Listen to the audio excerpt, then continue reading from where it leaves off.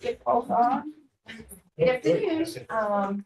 It's now 3:30 and I'd like to call to order the Public Safety Standing Committee. A copy of the agenda may be found on the Orange County website under the Legislator tab. Please silence all your cell phones and electronic devices. And at this point, I'd like to ask if we can all rise for the Pledge of Allegiance. I Pledge allegiance to the flag of the United States of America and to the republic for which it stands, one nation, under God, indivisible, with liberty and justice for all. Okay, and Doreen, could you do the roll call, please? Absolutely. Sutherland. Here. Ramos. Here. Sierra. Here. Sassy. Here. Cheney. Here. Riskevich. Stiganga. Here. 6 present, 1 absent. Okay, thank you so much for all coming. First up on the agenda is our District Attorney, David Hoovler. We have Chris. Up. I'm Brett Newton, our Deputy Chief Investigator. Hello. How are you? Okay, good. Good. So this is for a request to accept and appropriate funds from the New York State Division of Criminal Justice Services for the Orange County District Attorney for the statewide targeted reduction in intimate partner violence initiative, also known as STRIVE grant for the fiscal period of 3/1/2025 to 3/31/2026.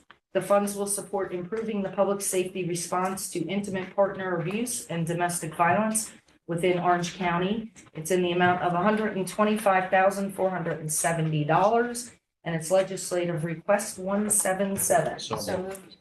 Okay, we have Rob and Jen.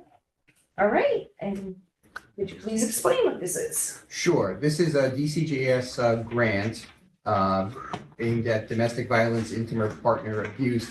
And essentially, it's based on the highly successful non-fatal shooting grant, where the idea is you put additional resources in even after the fact to get things that they refer to as evidence-based prosecution, but it's finding, ring camera, video footage, that kind of thing. With domestic violence cases, there's also a high incident of victims not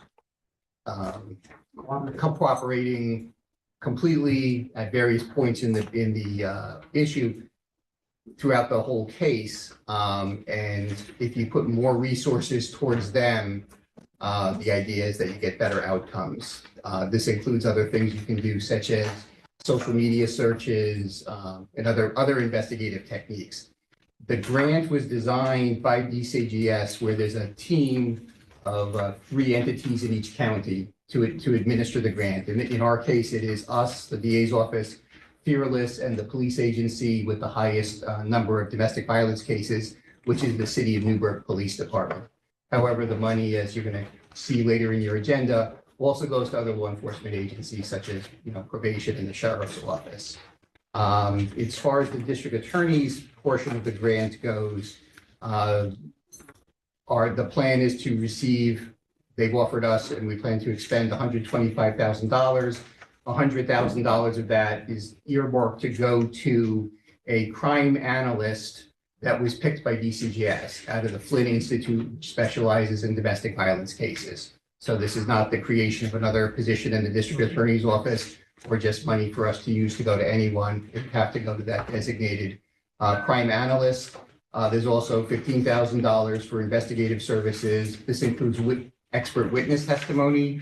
This is common in these kind of cases where, as I said, it is frequent that the survivors of intimate partner abuse sometimes act in ways that jurors don't understand, but you can bring in expert witnesses to discuss why, there might be a late report or reluctance to go forward. And then the remaining rather small sum of money is for training that DCJS approved that goes hand in hand with the grant. Great. Does anybody have any questions? Okay, seeing none, I'll call the question. All in favor? Aye. Anybody opposed? All right, thank you so much. Okay, next we have Probation Director Timothy Davidian. Hi, how are you? Good afternoon. Good. The request to accept and appropriate funds from the New York State Division of Criminal Justice Services for the statewide targeted reduction in intimate partner violence, STRIVE grant. This is an initiative within the Office of the District Attorney, Sheriff's Office, City of Middletown, City of Newburgh, Town of New Windsor, and Fearless.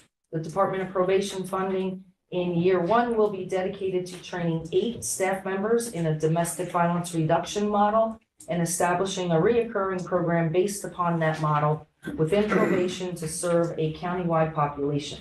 It's in the amount of $43,000 and it's legislative request 179. So. Second. Okay, and the floor is yours. Thank you. In year one, probation took a small piece of the pie. The overall STRIVE grant is about $1.2 million divided between the 3 police agencies, District Attorney's Office, Probation, and the Sheriff's Office. What our focus is, we don't have a domestic violence reduction program in the county.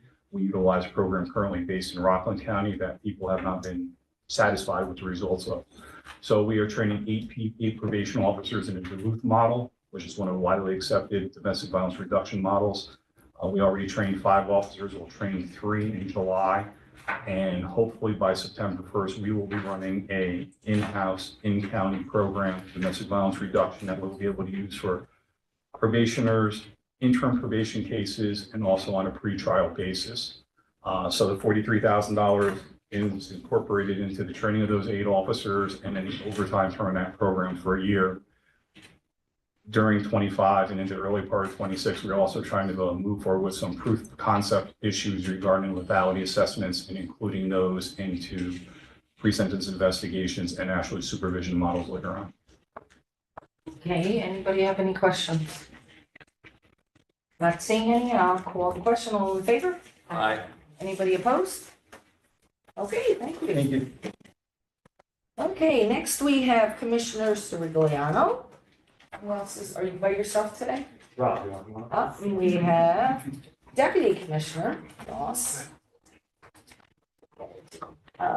First, letter A is request to accept and appropriate emergency service fiscal year 2025, New York State Office of Mental Health, New York CARES Up grant funds.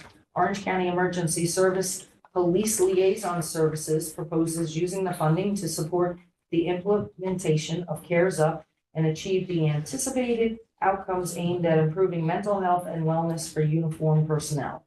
The term of the grant is 1/1/2025 to 12/31/2025. It's in the amount of $62,500. This is legislative request 197. So moved. Second.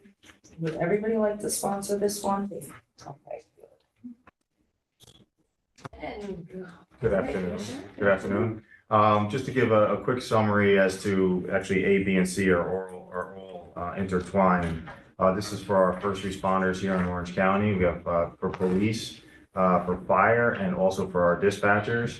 The CARES Up grant is an initiative that the governor started and implemented. We did a presentation several months ago to the board, to the committee. They love the concept and idea here that we have here in Orange County.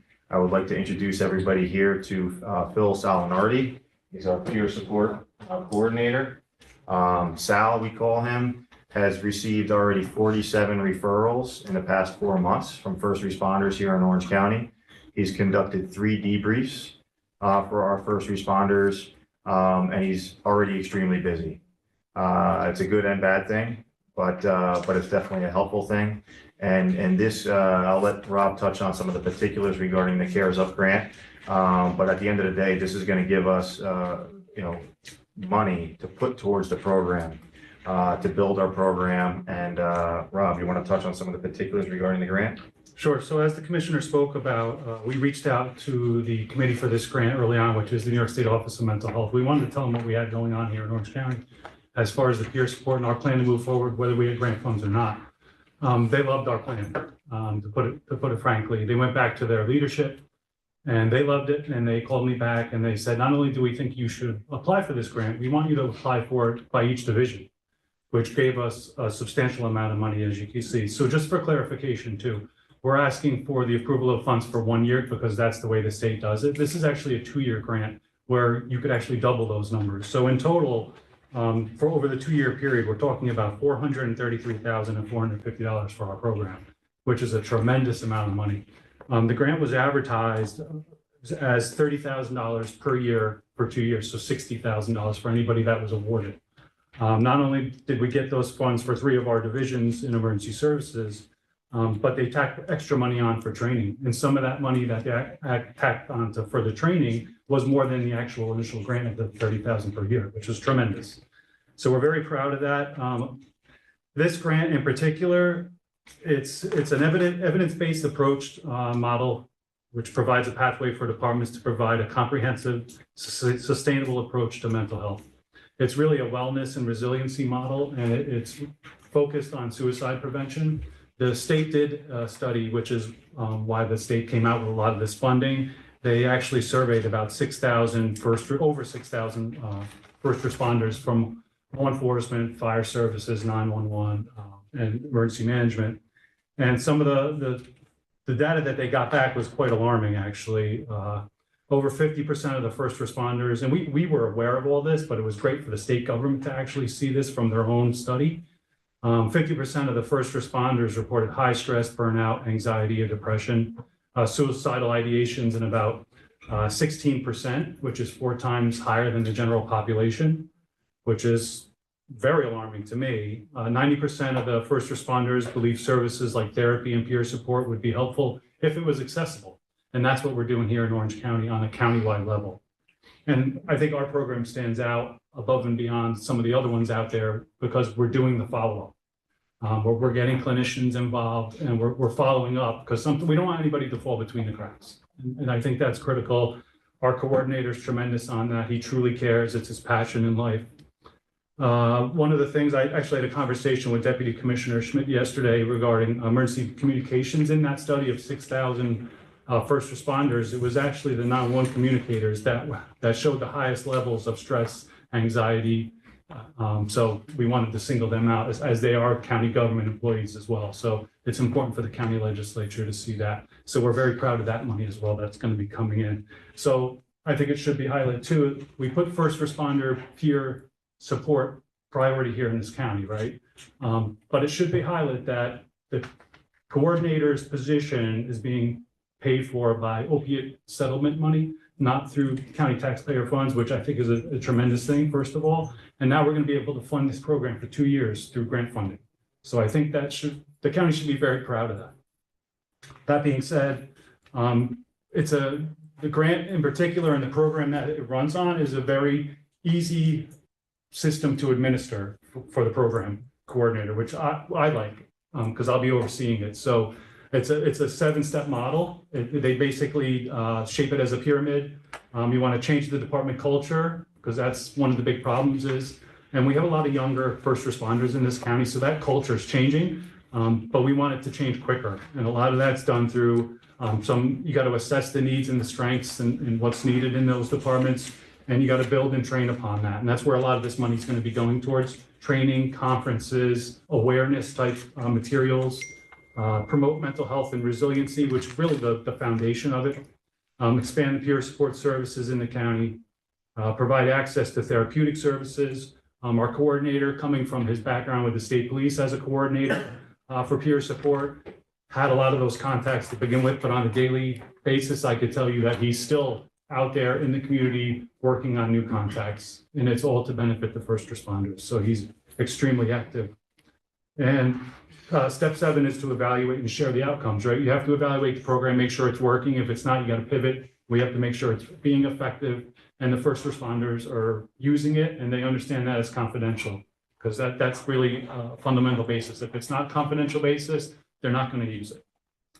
So that's all I have. I can answer any questions if anybody has anything on the grant, but we're very proud of it and the substantial amount of money. So just so we're clear, for 1 year, the police division will receive about $62,500 in funding. The fire division for this year will be $112,750, and the 911 division, $41,475, We did also apply for the EMS division, but they were not awarded at this time. So we'll reapply for them next year. So hopefully we get some funding for them too. But either way, we're not going to forget about our EMS responders. We will be providing equal services to them either way.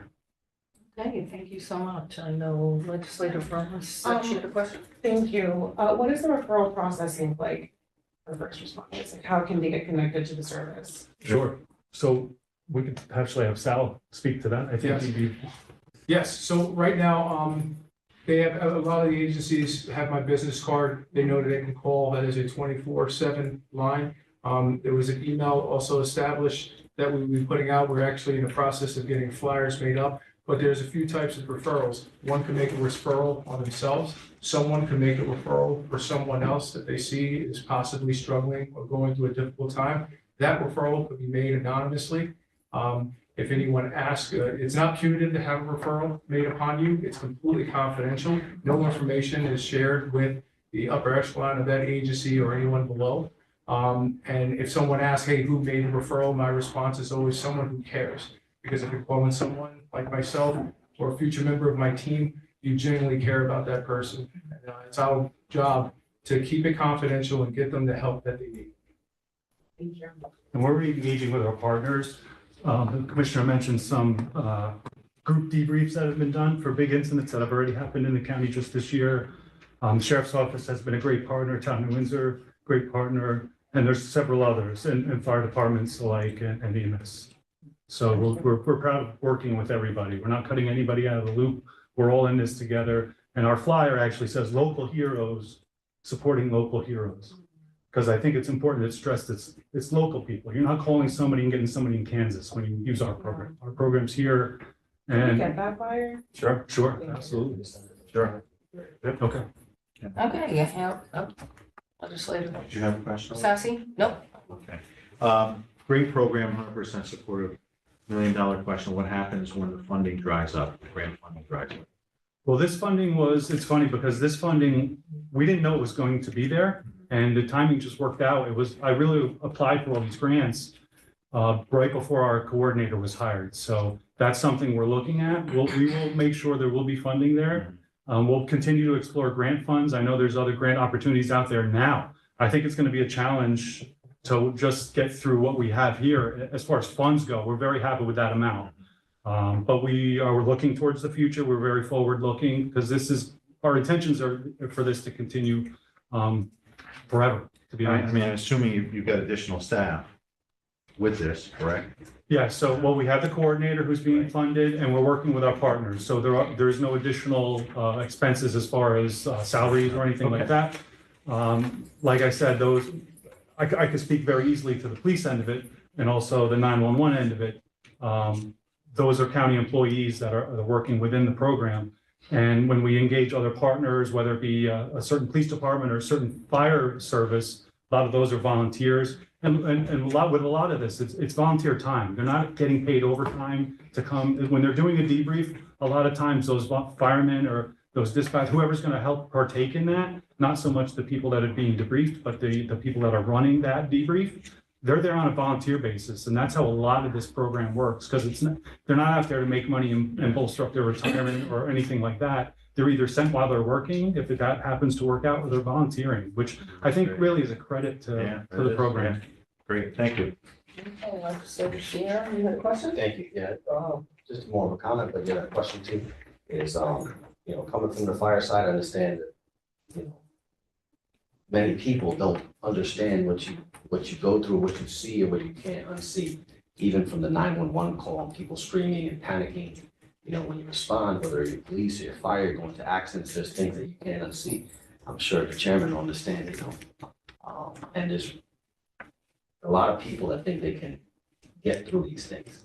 And whether it's self-medicating or, when you go home at night, there's things that run through your head. You have problems sleeping, you can't unsee these tragedies. But we're there to help the public. And there's so many firefighters, so many police, so many EMTs, so many even dispatchers, there's things that you hear or you see that are horrific. And I think it's a great program. I'm full support. If we can get that electronic flyer, so I can send it to a few buddies of mine. Great. Oh, yeah. But I hope that this program, even when the grant funding runs out, we can find a way funded because our first responders are, I'd like to say, the backbone of our community, to keep us safe, to keep us functioning. We have to fully support them all Absolutely, and down the line of command. you're absolutely right, and you're right, we have a lot of volunteers that are 18 years old here in this county. Yeah. And for them to be exposed to the accidents, the fatal fires, all this stuff. And I want to, and since the Public Safety Committee should know this as well. We had I'm sure some of you saw the video of the car accident in the town of Chester, where the town of Chester police officer did an outstanding job with the two civilians, and they pulled that person out of that car. On the other side of that call, that 911 call, that call came in with an automatic crash notification into the 911 center. That dispatcher did an outstanding job. That dispatcher saved that lady's life. That dispatcher, she was disoriented. She was, not thinking clearly, didn't necessarily know where she was. The dispatcher guided law enforcement, fire, EMS to the exact location and convinced her how to take off her seatbelt inside the car, and was trying to convince her how to utilize her seatbelt to try to smash the window to get it open. Take the headrest, take it off, try to smash it against the door, the window, try to get it open. Had she not convinced that lady to take off her seatbelt, those officers would have never, and that civilians would have never had the opportunity to pull her out of that car. And I commend that dispatcher. You guys should know, Public Safety Committee should know that, what an outstanding job she did, and she will be acknowledged for her efforts. It's great. Any other questions? Sure. Okay, I just want to comment because when you first came in, this has, been one of my big things, being retired from corrections and fighting for this, even on the state level. We've been talking about this for 7 years. And as a vice chair of the public safety there, and also dealing with this on the federal level on one of my committees. This is wonderful, and I'm so glad that we're doing it, and I hope that we're leading the charge on this so that we can be the model for the rest of the state. Because we know that New York is definitely a tough state for first responders. So thank you so much. And with that, I'll call order. Everybody in favor? Aye. Okay, anybody opposed? All right, thank you so Thank much. you. Wait, oh, Except the other ones. Oh, boy. is this your? Maybe say- I was gonna say It's hot City. Together though. This one is for the 911, so that's still you. So it's a request to accept and appropriate the emergency services fiscal year 225, New York State Office of Mental Health, New York CARES Up Grant Fund, Orange County Emergency Services E911 proposes using the funding to support the implementation of CARES Up and achieve the anticipated outcomes aimed at improving mental health and wellness for uniformed personnel. The term of the grant is 1/1/2025 through 12/31/2025. It's in the amount of $41,475. This is legislative request 199. So moved. Anybody want to Yeah. sponsor this one too? Okay, so you pretty much don't have to Yeah. say the whole thing all over again, but is there anybody who has anything they want to add? No? Okay, we'll call question, all in favor? Okay, that one was easy. And then, is Vinny here with you? Vinny's here. Okay, Vinny, you want to stay back there and just let him handle it, or you have things to say? Because you can come up if you have something to say. No, they covered it very well. Okay, so C is request to accept and appropriate emergency services fiscal year 2025 New York State Office of Mental Health, New York CARES Up Grant Funds. Orange County Emergency Services Fire Services proposes using the funding to support the implementation of CARES Up and achieve the anticipated outcome aimed at improving mental health and wellness for uniformed personnel. The term of the grant is 1/1/2025 through 12/31/2025. It's in the amount of $112,750. It's legislative request 198. So moved. All again, okay. And The last thing I want to add is I want to commend Lacey Trimble, Commissioner Lacey Trimble, for her efforts in helping us get to this point. She's been outstanding and in support of our first responders here in Orange County. So credit to her as well, and my team that's behind me, all the deputies. Right. And with that, I'll call the question, all in favor? Anybody opposed? Thank you. Okay, now you can get. Thank you. Thank you so much. Okay, next we have the sheriff's office. And who we have Under Sheriff Garcia and Under Sheriff Howard. Just Jimmy, one oh, last just, name. wait, okay, sorry. Jimmy's coming up or who's going now? All right. Letter A is request to authorize the county executive in conjunction with the Orange County Sheriffs to execute a memorandum of understanding for the reimbursement of overtime and other expenses directly related to work performed by officers assigned as members of a joint operation between the Orange County Sheriff's Office and the Federal Bureau of Investigation for the purpose of conducting official investigations while participating in the Hudson Valley Safe Streets Task Force. This is legislative request 190. Second, Rob and Janet. Okay. Hello, how are you all? Good. Seen you all in a while. Sir. Good. Oh, no, I'm just the chief. I'm not the undersheriff. You're the chief? Yes, the chief. There is an undersheriff, but we get, Oh, you're right. they confuse us a lot. We are not one and the same. Yeah, I'm just the chief. But, I was so. even looking, I'm sorry. That's okay. So this is obviously Safe Streets, part of the FBI task force. They do largely drug and guns and gang cases, pretty much covering all over the county and beyond. After evaluating our manpower and the use of our investigators assigned to all of our different divisions, the sheriff has decided to rejoin our federal partners at the FBI and assign one member to Safe Streets. The work that they do, there's a lot of obviously gun violence in Orange County and in the surrounding areas. In order to cast a wider net and be part of a larger scale operations that require bigger budgets and more resources, the sheriff believed that it would be a really good move to put an investigator back on the task force full time. Secondly, we have one of our canines assigned there part time. Our electronic detection dog is utilized by Safe Streets often. They do a lot of the innocent, it's called Innocent Images program, which is crimes against children, child pornography, and terrible things like that. They do utilize our electronic detection dog often. And by bringing him in as a part-time member, when they call for his services, they reimburse for his overtime. And most of the time when they call him, it is on overtime. So that's really the only benefit to bringing him in there. He can help them out when they need his services, and they reimburse us for his salary. Okay, any questions from anybody? What year was our membership to this revoked? It was when Sheriff Arteta first came into office. He wanted to reorganize and reevaluate our manpower and our structure to see where manpower would be used best. But prior to that, we were assigned, we had members assigned there for many, many years, probably at least 15 years, as far as I know. Thank you. Okay, any other questions from anybody? All right, if not, I'll call the question. All in favor? Anybody opposed? Okay, thanks. Congratulations on the improvement. Agreed. B, request to accept and appropriate funds from the New York State Division of Criminal Justice Services for the statewide targeted reduction in intimate partners violence initiative, the STRIVE grant program. It's in the amount of $198,850. It's legislative request 180. Second. Okay.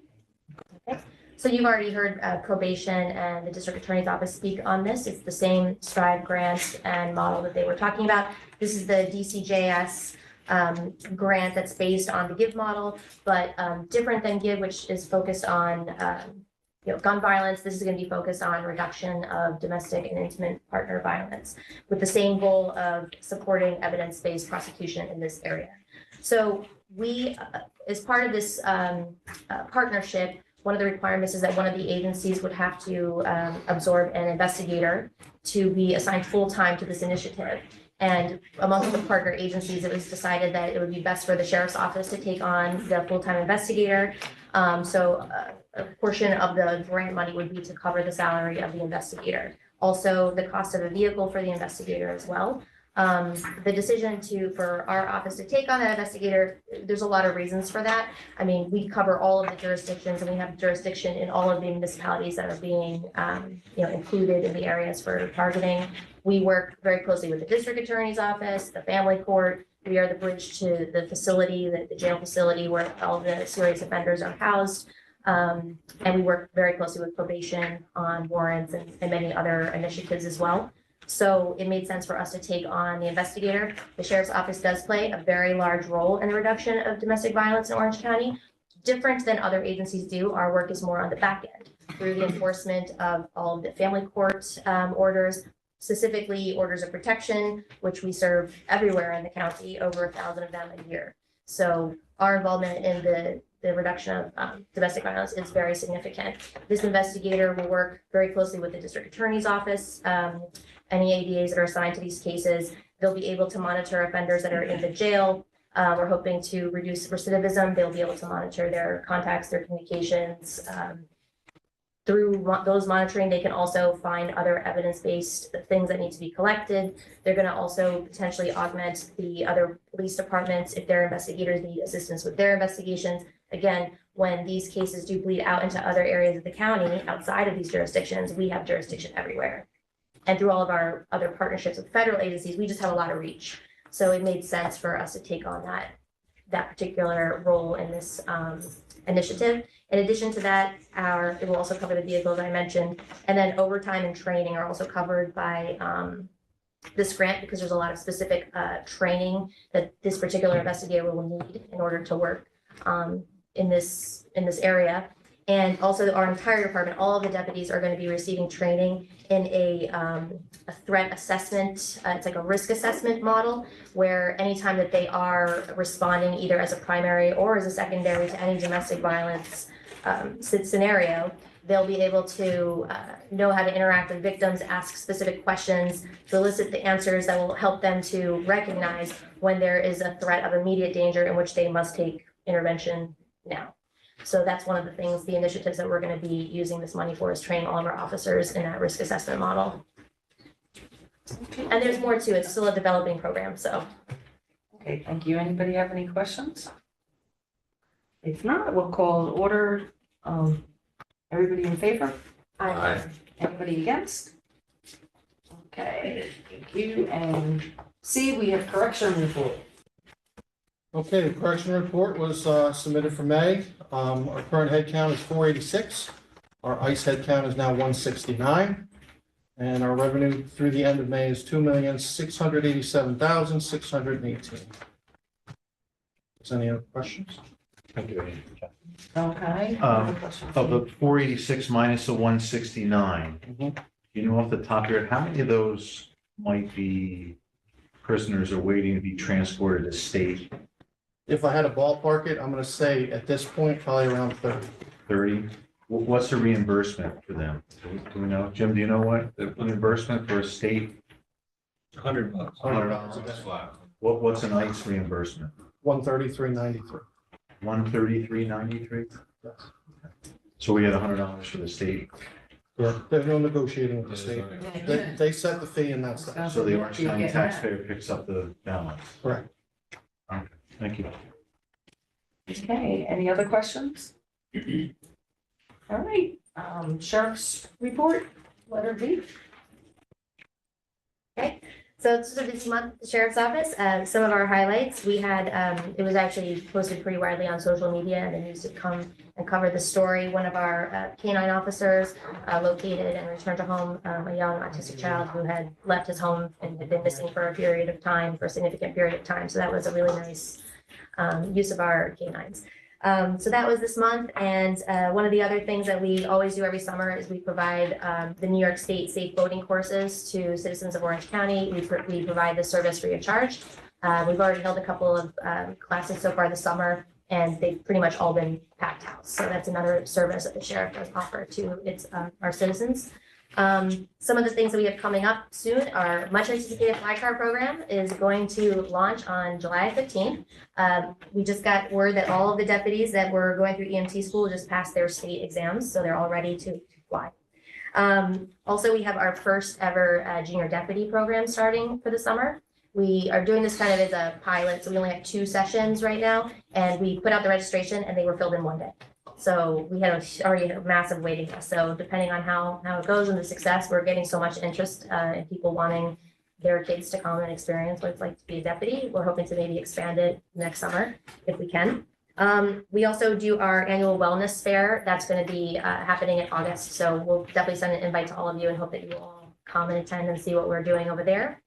And then other than that, I always like to provide you with our commercial vehicle enforcement report. Just so you can see, I think, the great work our group is doing, keeping dangerous vehicles off the road. The highlight for this month is during a Town of Woodbury initiative, they did remove this truck that's pictured in the report. It had, it ended up having 9 violations, 3 that were out of service violations. It was slated to weigh 80,000 pounds. It was scaled at over 128,000 pounds. So a 60% overweight. So this vehicle was taken out of service by the deputies that were assigned here.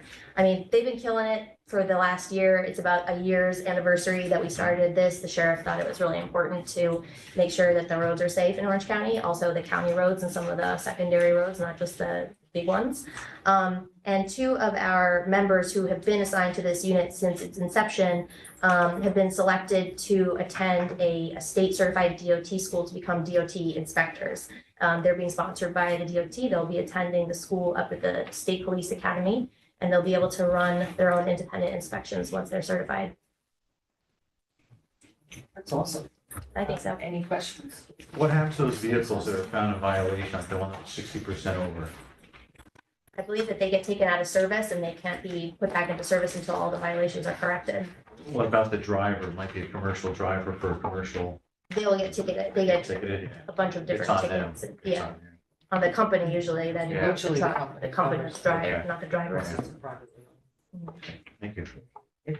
And I think they have to be towed away. They don't get to drive away. They don't get to drive no, away. they don't. no. That's what I They have meant, to yeah. get towed away. Yeah. There are certain times, I think, where there are certain things that they're able to fix at the time. If certain minor things that are allowed to be fixed maybe at roadside. I am not a specialist in this, but that, I know there are certain things, but most of the time they're getting towed away. They're not able to drive away.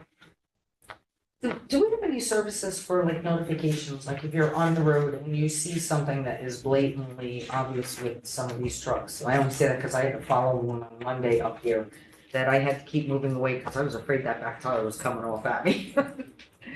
You know, And so, if there's if there's like a hotline or something like that. yeah, if there's. I mean, I don't know if there's anything specific like that. I mean, a lot of times it says, how is my driving? And then there's a number on the truck. I guess you could call that one. I wasn't doing it. But I don't know, I mean, I would imagine people probably call 311 or 911, but that's something that we could talk about doing now that we have this program up and running pretty regularly. We could potentially look at specific companies. I'd have to talk to the guys on the team and find out what that would entail. You want to see something, say something I with trucks? say something for Listen, I trucks. have to tell you, that truck scared me. Totally scared me, but, okay, anybody have any other comments? All right, well, thank you so much. All right, thank you guys. And we'll see you next month.